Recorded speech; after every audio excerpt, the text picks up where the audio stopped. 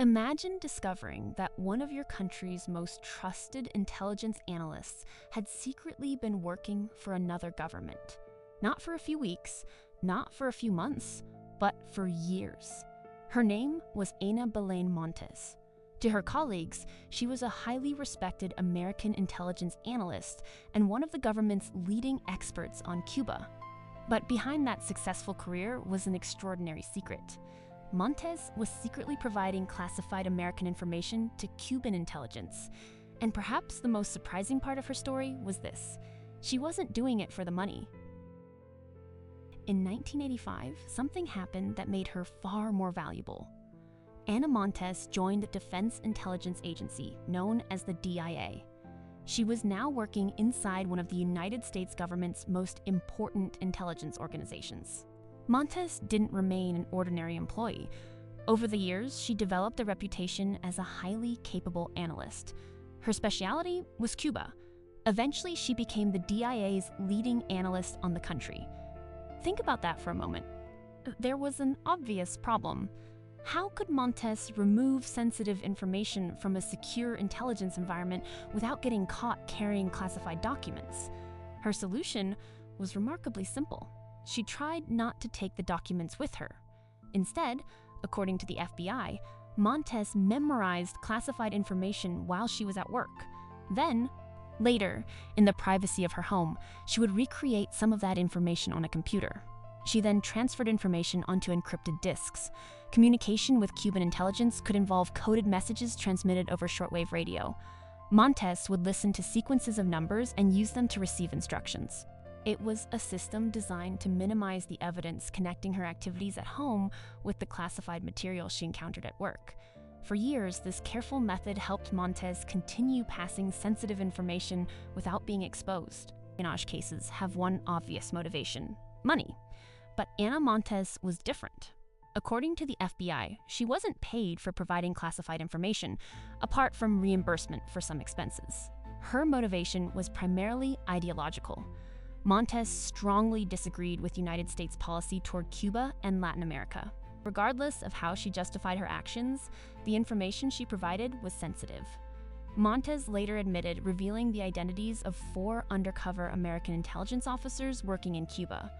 For the United States intelligence community, this wasn't simply a political disagreement. It was espionage, examination. But in 1996, a colleague at the Defense Intelligence Agency became concerned.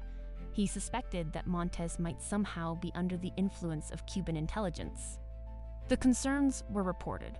Montes was questioned, but she admitted nothing. At that point, investigators didn't have enough evidence to prove that she was working for Cuba, and eventually, the suspicion largely went dormant. Ana Montes continued working inside the Defense Intelligence Agency. Years later, investigators were trying to identify an unknown Cuban agent believed to be operating somewhere inside the United States government. Pieces of information began pointing towards someone with access to sensitive intelligence. Eventually, attention returned to Ana Montes. This time, the investigation became much more serious. The FBI began watching her. Investigators used physical and electronic surveillance and conducted covert searches as they worked to build their case. But they faced a difficult decision. They didn't necessarily want to arrest Montes immediately. If she met with a Cuban intelligence handler, investigators might be able to identify additional people involved in the operation. So the investigators waited and watched. They hoped Montes might eventually lead them to others involved in Cuban intelligence. But then everything changed. In September 2001, events far beyond the investigation would suddenly make the risk of leaving Ana Montes in place much greater. On September 11, 2001, the United States suffered the deadliest terrorist attacks in its history. The American national security system immediately shifted toward preparing for what would come next. And because of her position inside the DIA, Montes was expected to gain access to highly sensitive information connected with planned United States military operations in Afghanistan. For investigators, the risk had suddenly become much greater. They could no longer afford to wait and see whether Montes would lead them to someone else. If she remained in her position, she could potentially gain access to information about America's response to the attacks. 10 days after September 11th, the decision was made. On September 21st, 2001, Ana Montes was arrested. The secret life she had maintained for years was finally over. Investigators now had the woman they believed had been secretly passing highly sensitive American intelligence to Cuba while building a respected career inside the Defense Intelligence Agency. In 2002, Montes pleaded guilty to conspiracy to commit espionage. She admitted that she had provided classified information to Cuban intelligence. She was sentenced to 25 years in federal prison. It brought an extraordinary intelligence career and years of secret cooperation with Cuba to a dramatic end. For years, Ana Montes had occupied an extraordinary position. To her American colleagues, she was one of the country's foremost experts on Cuba. To Cuban intelligence, she was something completely different. And unlike many spies, she hadn't been driven primarily by money. She had been driven by belief.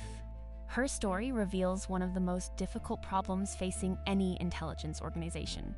The greatest threat isn't always someone trying to break into the building. Sometimes it's someone who already has permission to enter. This is just one story from the hidden world of espionage. Subscribe for more true stories about the people, secrets, and operations that changed history.